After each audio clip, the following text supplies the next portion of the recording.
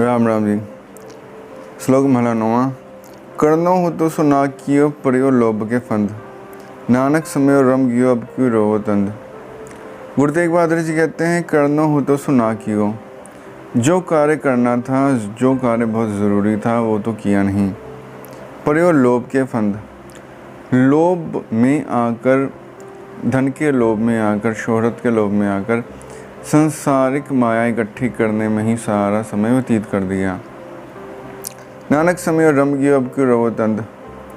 जब मृत्यु का समय आता है और यमदूत हमारे प्राण निकालने के लिए उपस्थित हो जाता है, तब वो यमदूत केवल उस जीवात्मा को दिखाई देता है जिसे वो लेने आया है। तब वो जीवात्मा उससे देखकर डरती है और घबराती है।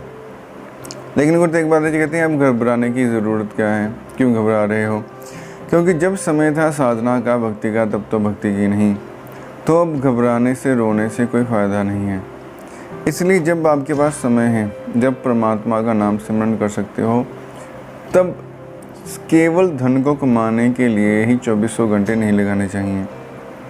धन ज़रूरी है, ठीक है, लेकिन परमात्मा का नाम सिमरन भी ज़रूरी है। क्योंकि एक ना एक दिन इस संसार को त्याग कर जाना है। संसार में तो बहुत कुछ कमा लिया कि संसार की सुख सुविधाएं प्राप्त हो जाएं, लेकिन परलोक में जाकर भी उस परमात्मा को शक्ल दिखानी है। कुछ जन कल्याण के कार्य, परमात्मा का नाम जप, परमात्मा की कथा श्रवण, कुछ ये कर्म भी करने ज़रूरी हैं। आत्मनिरीक्षण के लिए जप, तप, साधना, ये सब कार्य भी ज़रूरी हैं। फिर ही परमात्मा के सामने उनके प्रश्नों का उत्तर दे सकोगे। जब लेखा मांगा जाएगा, तब उसका जवाब तभी दे पाओगे अगर कुछ साधना, कुछ नाम की कमाई की होगी। धन्यवाद।